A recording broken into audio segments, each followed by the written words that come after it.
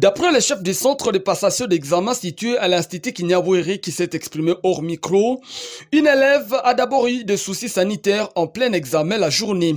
Ce n'est que vers la soirée, après avoir fini la partie pratique du jury, que les autres élèves au tour à tour commençaient à accuser des malaises, non seulement au niveau de la cour du centre, mais aussi à l'extérieur et d'autres même en cours des routes.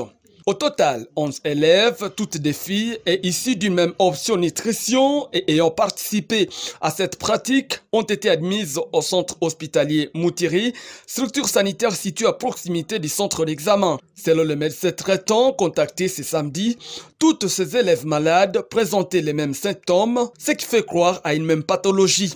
Difficile de savoir plus, le médecin traitant nous a indiqué avoir été instruit de faire rapport à la zone de santé et c'était la zone de santé de donner les détails, a-t-il souligné.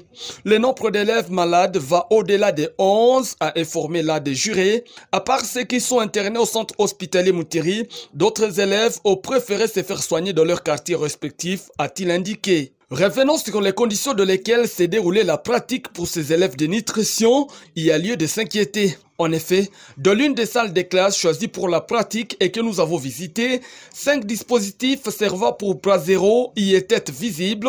L'intérieur de la salle n'a pas de plafond et elle est peinte à moitié, une vieille peinture qui serait visiblement faite à chaud. Si c'était bien le cas, l'eau sec et la chaud et les bras zéro allumés réagissent chimiquement, informe un observateur. Cette réaction chimique peut impacter négativement sur la quantité d'oxygène dans une salle, ce qui conduirait à une possible asphyxie, note l'observateur.